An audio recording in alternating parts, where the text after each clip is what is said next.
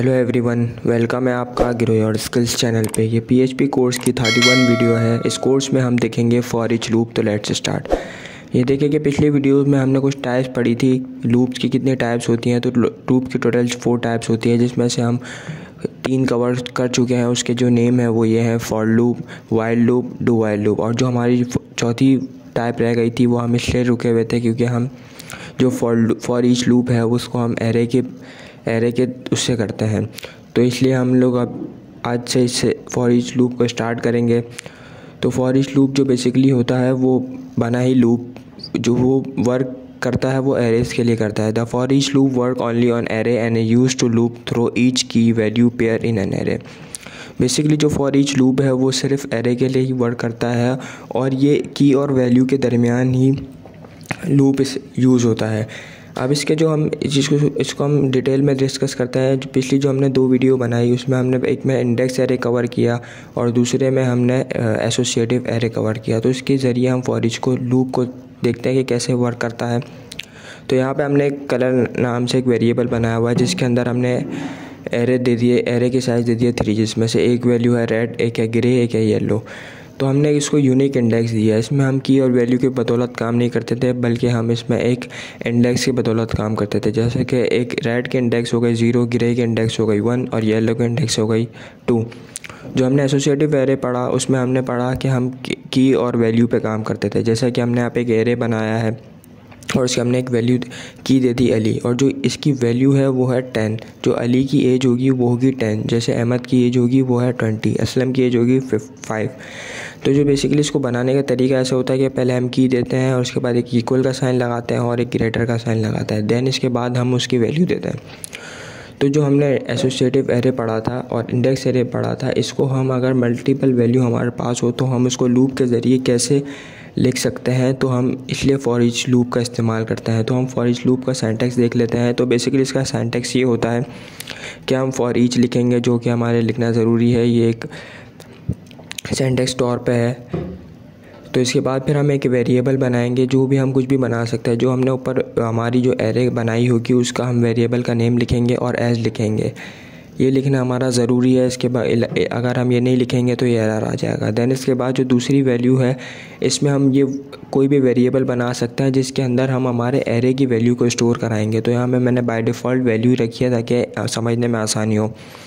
Then इसके बाद हम अपने नीचे जब इको कराएंगे तो उसमें हम इसको प्रिंट करवा देंगे। तो बेसिकली जो भी वैल्यू होगी एरे की वो इसकी एक एक वैल्यू के अंदर स्टोर होती जाएगी और ये लूप चलता जाएगा। और ये लूप में हमें डिफ़ाइन नहीं करना पड़ता कि कब तक चलेगा। ये बेसिकली जितनी वैल्यूज़ होती हैं वो वहीं तक कवर करके स्टॉप हो जाता है। तो हम इसके एक एग्जाम्पल देख लेते हैं फॉर ईच लूप की कैसे वर्क करता है। तो यहाँ पर हमने एक वेरिएबल बनाया है कलर के नेम से और अंदर एरे डाल दिया है। जैसे कि हमने 4 वैल्यू डाली है। 0 पे रेड रख दिया है, 1 पे ग्रीन रख दिया है, 2 पे ब्लू रख दिया है, देन 3 पे येलो रख दिया है। अब हम चाहते हैं कि ये हमारा लूप के ज़रिए वर्क करे, तो हमने इसको एक फॉर ईच लूप में स्टोर करवा दिया है कलर के नेम को। जैसे कि मैंने आपको बताया जो भी आप वेरिएबल बनाएंगे वो नीचे कॉल होगा। देन इसके बाद एस का जो वो है नेम है वो एज इट इज़ रहेगा। देन इसके बाद आप कोई भी वेरिएबल बना सकते हैं जिसके अंदर इसकी हर एक वैल्यू स्टोर होगी। तो हमने यहाँ पे बाय डिफ़ॉल्ट वैल्यू रखा है, आप कुछ भी रख सकते हैं। देन इसके बाद हमने इको के अंदर वैल्यू को कॉल करवा दिया है।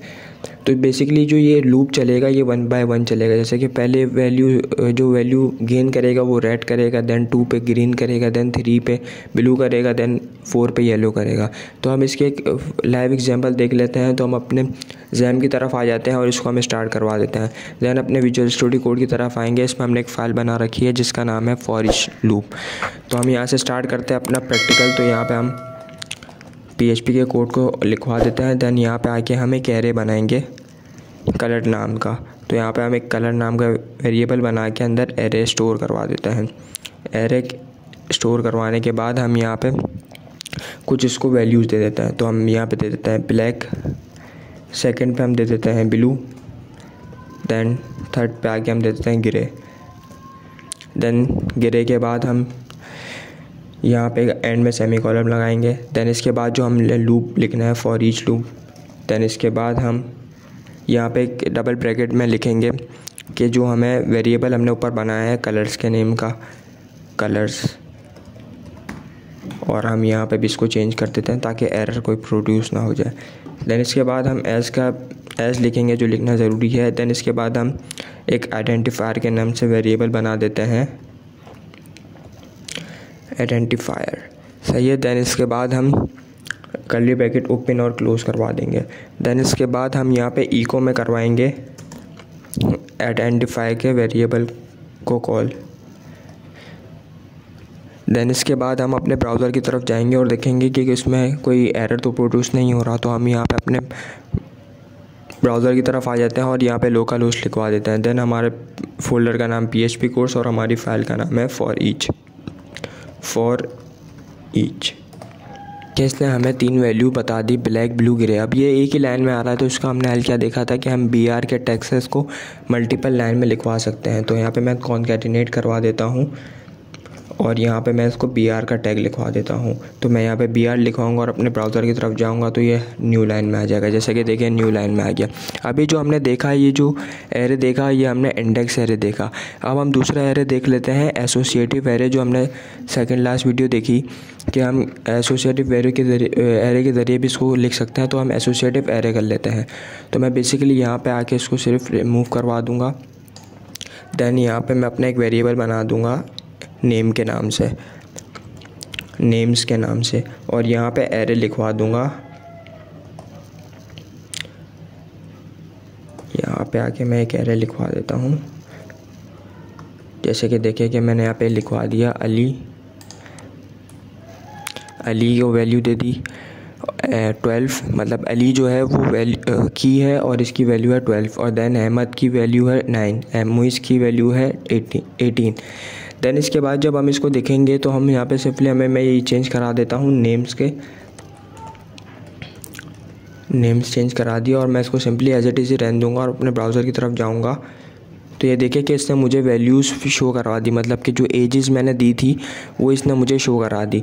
अब हम चाहते हैं कि हमारे कोई रिक्वायरमेंट है कि हम चाहते हैं कि की भी हमारी ब्राउज़र पे शो और वैल्यू भी शो हो। तो उसके लिए हमें लूप के अंदर थोड़ी सी चेंजेस करनी पड़ेगी और हम यहाँ पे सिंपली एक की का वेरिएबल बना देंगे, या कुछ भी आप बना सकते हैं, बट मैं अपनी याद दिलाने के लिए की बना रहा हूँ। और यहाँ पे एक इक्वल्स टू के बाद जो हमने यह साइन लगाई थी हम ये लगा देते हैं। देन इसके बाद हम यहाँ पे आके सिंपली एक इसी को कॉल करवा देंगे की को और कॉन्कैटिनेट करवा देंगे इसको। देन हम अपने ब्राउज़र की तरफ जाएंगे तो ये देखिए कि इसने हमें दे दी अली की 12 है, अहमद की 9 है और मुइज़ की 18 है। देन इसके बाद हम चाहते हैं कि इसको थोड़ा खूबसूरत बना दे, तो हम यहाँ पे इसको इक्वल्स टू की साइन दे देंगे ताकि ये पता चल जाए कि इसके साथ है। देन इसके बाद हम अपने ब्राउज़र पे जाएंगे तो ये देखिए कि इसने अली की इक्वल्स टू 12 बता दी, अहमद की 9 बता दी, मुइज़ की 18 बना दी। अब हम चाहते हैं कि थोड़ी घिच-पिच है तो इसको हम थोड़ा आसान तरीके से करें, तो हम सिंपली यहाँ से सब रिमूव करवा देंगे और यहाँ पे हम इक्वल की साइन लगा के इसको हम सब रिमूव करवा के सिंपली हम डबल कोटेशन में लिखेंगे। तो ये देखें कि कोई चेंजेस नहीं, उसका मतलब ऐसे भी रन कर सकता है। तो आप इसके अंदर फॉर ईच के ज़रिए इसमें आप HTML का टैग यूज़ करते हुए order list and order list भी बना सकते हैं। तो आई होप कि आपको ये वीडियो पसंद आ गई होगी। अगर कोई क्यूरी हो तो कमेंट में पूछ सकते हैं। मिलते हैं नई वीडियो में नए टॉपिक के साथ। Thank you for watching.